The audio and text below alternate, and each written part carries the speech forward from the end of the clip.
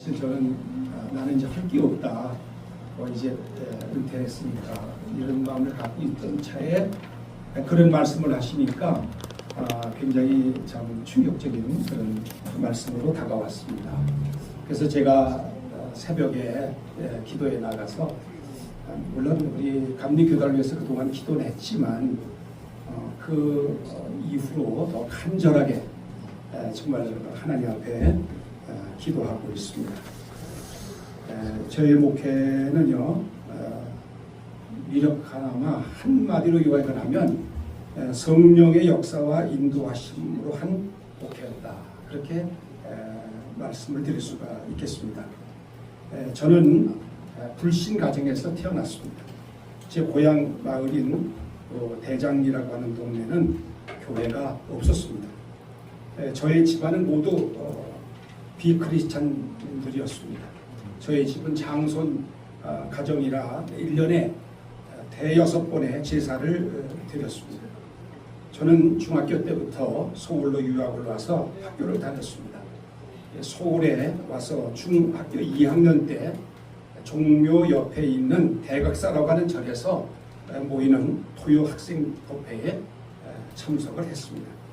나의 꿈은 장차 동국대학교 불교 철학을 나와서 거길 나오면 스님이 된다고 해서 저는 스님이 되는 것이 제 꿈이었습니다. 그래서 저는 불교도 열심히 읽었습니다. 그러던 중에 고등학교 1학년 때 이 우주는 누가 창조하였느냐 그런 문제로 고민을 하게 되었습니다. 근데 불교의 교리로는 해결이 안 되는 그런 문제였습니다. 그러다가 고등학교 2학년 때 성경을 읽게 되었습니다.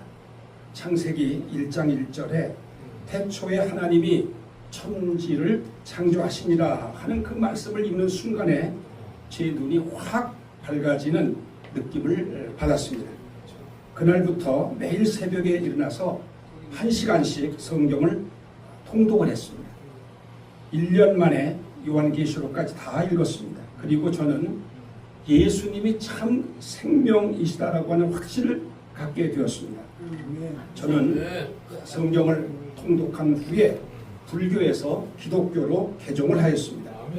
스님이 되겠다는 꿈을 접고 이제 그때는 그 꿈이 없었지만 그 후에 목사가 되는 그 터닝 포인트가 바로 그때였습니다.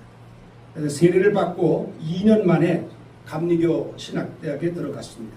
저는 신학교를 졸업하면 학교 선생님처럼 어느 교회에 발령을 받는 줄로 알았습니다. 감신 3학년 때 고향 마을에는 이웃 동네에 있는 오정 감리교회에 다니던 교인들이 7가정이 있었습니다. 그들은 대장속이라고 하는 속으로 묶여 있었는데 어느 날 그들이 속회를 마치고 우리 동네 이렇게 큰 동네인데 교회가 없으니 우리 임준택 선생을 담임 목사 전도사로 모시고 교회를 세우자 그렇게 자기들끼리 결의를 했습니다. 그래서 나보고 담임 전도사가 되달라고 찾아왔습니다. 나는 아직 학생이고 또 어떻게 목회하는지 전혀 모르는 사람이라고 이런저에 거절을 했습니다. 그러나 그분들이 매일 저녁마다 저를 찾아와서 졸라댔습니다. 동네 어른들의 요청이 너무나 간곡해서 저는 3일간 금식 기도를 해보기로 작정을 하고 그 후에 가부를 알려드리겠다고 했습니다. 저는 철원에 있는 대한수도원에 가서 금식 기도를 했습니다. 둘째 날까지 아무 응답이 없었습니다. 처음에는 금식 기도를 하는 것이 처음이기 때문에 너무 배가 고파서 정말 죽을 것 같았습니다. 3일째 되는 날 오전 10시 정확하게 10시였습니다. 그 대한수도대 재단 옛날 그 예배당 거기 재단 앞에서 기도를 하고 있을 때였습니다.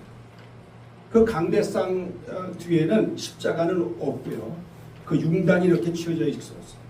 그리고 그 회장에 재단에 붙은 불을 끄지 말라 그런 글씨가 이렇게 수를 놓아져 있었습니다. 예배당 안에는 아무도 없고 저 뒤쪽에 중간 벽에 어느 여자 교인 한 분이 훌쩍훌쩍 울면서 기도를 하고 있었습니다. 저는 제단 앞에 엎드려서 주여 오늘 이 금식이 마지막 되는 날인데 저는 교회를 그동안 다니질 않았기 때문에 교회에 대해서는 전혀 알 수가 없습니다. 아는 목사님이라고는 저에게 세례를 주신 박준희 목사님밖에 모릅니다. 아는 장로님 한 분도 없습니다. 또 오곡교회는 그때 시골 교회니까요. 교인도 몇 되지 않았습니다. 그래서 저는 어떻게 목회를 하는 것인지 전혀 모릅니다. 저는 최소한 신학교나 졸업을 해서 그때 하면 할 것 같습니다. 그런데 이 고향에 그래도 어르신들이 하도 졸라대니까 그래도 뭐라고 가서 얘기를 해야 되지 않겠습니까? 하고 저는 간절하게 기도했습니다. 이제 저의 간증이 이제 하나 나옵니다.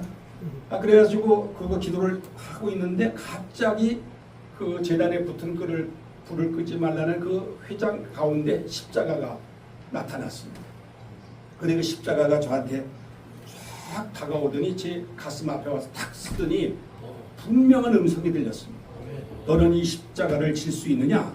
그런 질문이었습니다. 그러니까 제가 뭐 십자가라고 그래야 뭐 작은 십자가니까 예, 질 수 있습니다. 그렇게 대답을 했습니다. 그러자 그 십자가는 뒤로 물러가서 회장 속으로 들어가더니 조금 있다가 또 회장에서 굉장히 큰 십자가가 하나 나타났습니다. 저 키보다 훨씬 큰 그런 십자가가 나타나더니 그게 샥 저한테 오더니 가슴 앞에 탁 쓰면서 내가 이 십자가를 질 수 있느냐 그런 음성이 또 들렸습니다.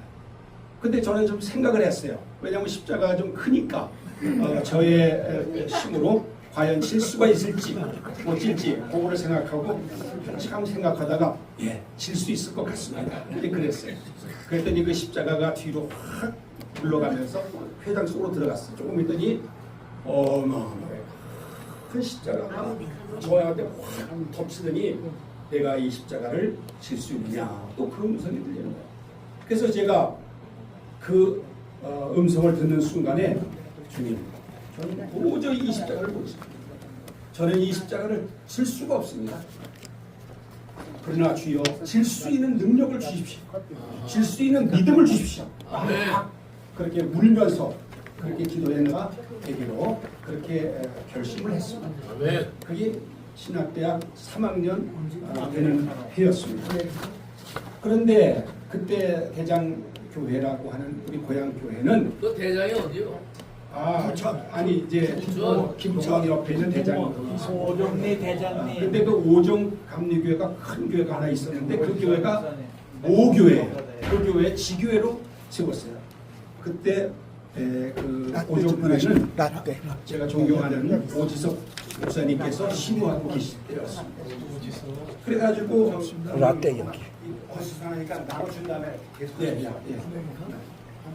라떼. 우리 모교회죠. 모교회에서 연락이 왔어요.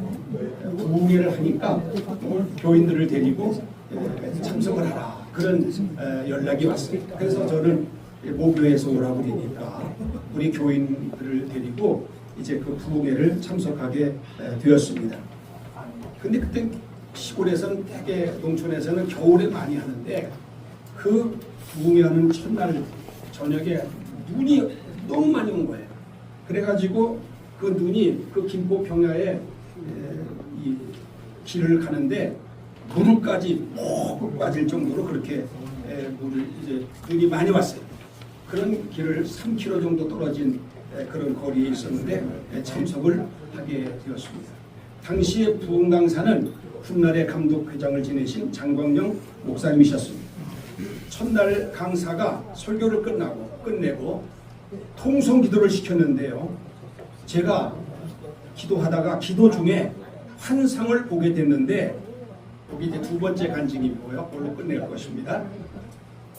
지난 23년간 제가 그때 나이가 23살이었을 때인데 23년 동안 내가 지은 죄의 모습이 영화 스크린처럼 슉 하고 지나갔어요. 저는 그동안 깨끗하게 살아왔다고 자타가 공인할 정도로 자부심이 강했어요. 그런데 그 환상을 통해서 내가 얼마나 추한 인간인가를 깨닫게 된 거예요.